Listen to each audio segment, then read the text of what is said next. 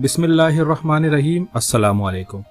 इमरान खान दौर में आपको याद ही होगा कि एक शोशा छोड़ा गया था कि इसराइल का तैयारा पाकिस्तानी हुदूद में दाखिल हुआ है। जब ये बात जोर पकड़ने लगी तो मीडिया पर लोगों ने वजाहतें शुरू कर दी और नक्शे दिखाए गए और बड़े बड़े भोंडे तरीके से इसराइल और ओमान के नक्शे दिखाने के बाद जहाज के पीछे इमरान खान की सदाएं लगने लगी और वो झूठ का भांडा ऐसे फूटा कि बिकाऊ मीडिया जो है वो गोल मोल करने की कोशिश कर रहा है और एक खबर को गोल कर गया है जो कि हकीकत है। मगर यहाँ इमरान खान नहीं, इनके आका हैं जिनको किसी तरह भी और खुश करने की कोशिश की जा रही है। पहले भी खुश किया जाता था। हारून रशीद ने अजब इंकशाफ किया है कि पाकिस्तान में सैलाब है और वजीर आजम साहब जो है दौरे पे हैं और कतर में वहाँ इजराइल का तैयारा पाकिस्तान के तैयारे के साथ 9 घंटे खड़ा रहा और इसमें एक हाई लेवल पर्सनैलिटी मौजूद थी तैयारे में। और आप सारे लोग जो हैं कंफ्यूज हैं और सवालात जन्म ले रहे हैं क्या कतर में इजराइल से मुलाकात हो रही है या कुछ किसी किस्म का बैक चैनल डोर मुलाकात का सिलसिला बन रहा है। अच्छा, मज़ेदार बात यहाँ पर यह है कि वो कौन है जो इजराइल को तस्लीम करवाना चाहता है, साथ ही माहौल जो है वो माशाल्लाह का बनाने की कोशिश कर रहा है और किया जा रहा है, क्योंकि इमरान खान जो है वो पूरी ताकत से 2/3 अक्सरियत से इलेक्शन जीत रहे हैं। आप इस चीज को देखें कि अगर वो इलेक्शन जीत जाते हैं तो उनका सोचना है कि हम सब खत्म हो जाएंगे और बेहतर यही है कि आप दूसरे जाने टोपी को घुमा दें और मार्शल्ला किसी तरह लगवा दें ताकि इमरान खान की हुकूमत ना आ सके। ये सब उनको नीचा दिखाने के लिए किया जा रहा है और इसी तरह जो है हारून रशीद साहब ने पूरे तरीके से जो है वाजे किया है। आप जरा सुने उनकी गुफ्तगू, आपको सारा अंदाजा हो जाएगा बखूबी। हारून साहब 2 मिनट है, उस खबर पे बात करूंगा जो एक शेयर की गई और बैनुल अक़वामी सतह के ऊपर उस पर डिस्कस भी हो रहा है वजीर आजम के दौरा कतर के हवाले से कि दोहा में एक तैयारा उतरा है और वो तैयारा 9 घंटे तक वहां रहा है। इजराइल के हाई कमांड उसमें सवार थे। अब इस खबर के ऊपर आप क्या समझते हैं बैनुल अक़वामी सतह पे तासुर? लेकिन खबर के बारे में तो मैं नहीं कह सकता, हमारे पास कोई तरीका नहीं है ये मालूम करने का कि खबर दुरुस्त है ना दुरुस्त है। ये शुक्र को शुबात तो पैदा होते हैं। ठीक उस वक्त तैयारा आया, पाकिस्तानी तैयारे के करीब खड़ा रहा, फिर 9 घंटे क्यों खड़ा रहा, फिर उसमें से बाहर निकल के कोई सरकारी सरगर्मी उनकी वहां मकामी हुकूमत के साथ, कतर की हुकूमत के साथ नजर नहीं आई।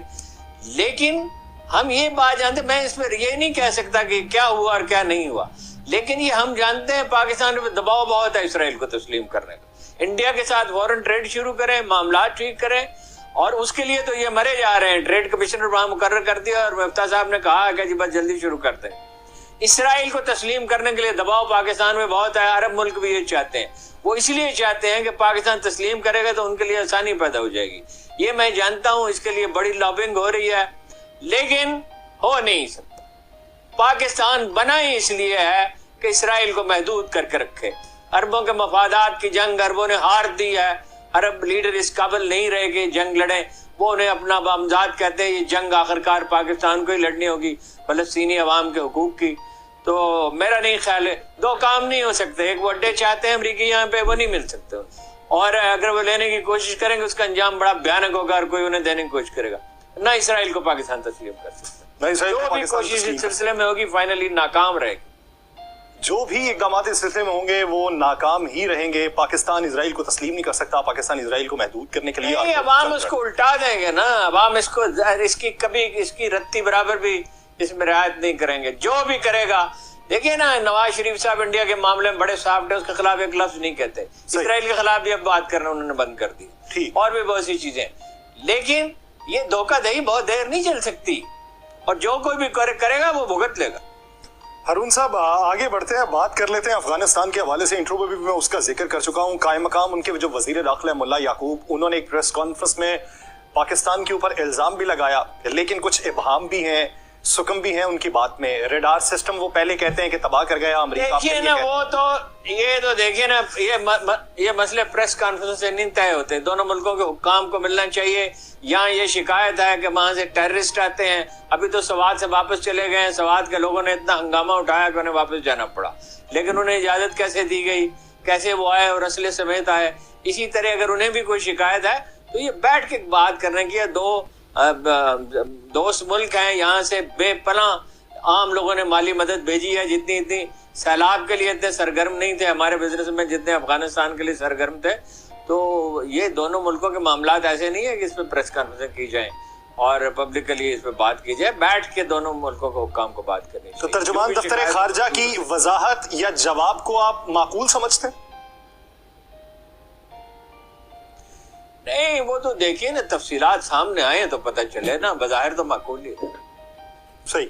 तो वो जनरल केंथ मैकेंजी का जो एक इंटरव्यू सामने आ रहा है साल बाद अमेरिका के अफगानिस्तान से इनखला के बाद, अभी जाके उन्हें ये बात लग रही है कि अमेरिका ने आपको मुख्तसरन बताता हूँ, देखिए वक्त नहीं है। जी जी, वक्त नहीं है। अफगानिस्तान, अमेरिका में बहुत कम लोग हैं जो अफगानिस्तान को समझते हैं। जहाँ वो जनरल मैकेंजी ने एक बात तो बिल्कुल ठीक कही कि अगर आप इस तरह अचानक वहां से जिस तरह निकला है तो जाहिर है तालिबान को टेक ओवर करना था। और अफगानिस्तान को ये भी उन्होंने ठीक कहा कि उस तरह गवर्न नहीं हो सकता, मगरबी पैटर्न पर नहीं हो सकता, इसलिए कि कबायली माशरा तारीखी प्रोसेस में जाके जदीद माशरे में ढलता है। ये तो उन्होंने ठीक कहा।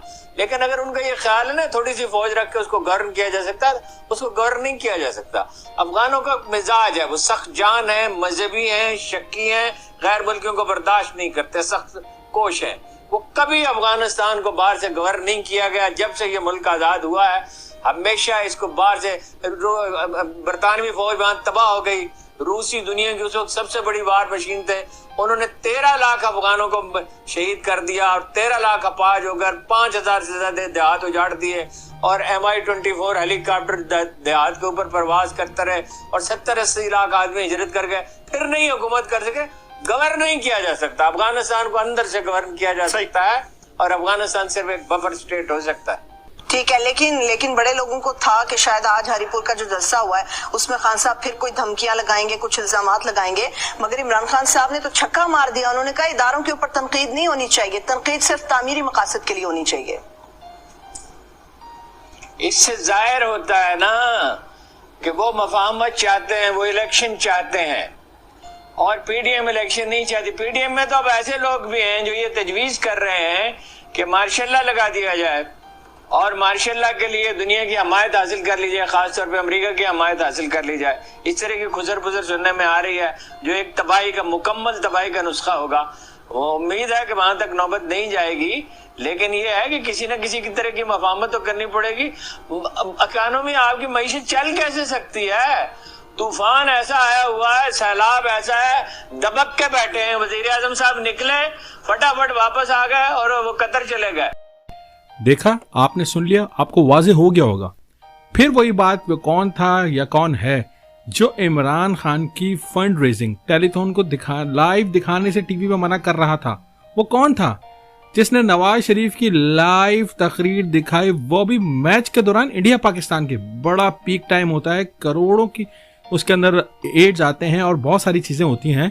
वो किसने चलवाई? और एक नाकिस तकरीर जो बैन थी, उन्होंने किसने ये अपनी ताकत को दिखाई?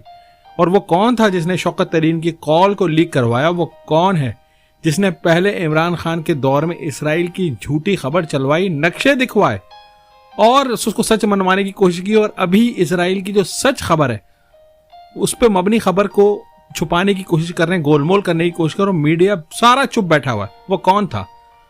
आपने इधर इंसाफ का खूब अंदाजा लगा दिया होगा। ये मजाक चल क्या रहा है इस कौम के साथ, आवाम खूब जानती है। आप छुपाएं या ढुपाएं, आवाम को फुल अवेयरनेस हो गई है किसके साथ क्या करना है, आवाम खुद जानती है। आखिर में आपकी मोहब्बतों का बहुत शुक्रिया जो आप न्यूट्रल न्यूज़ को सब्सक्राइब करते हैं, लाइक करते हैं, शेयर करते हैं और कमेंट बॉक्स में आके अपनी आरा का भी इजहार करते हैं।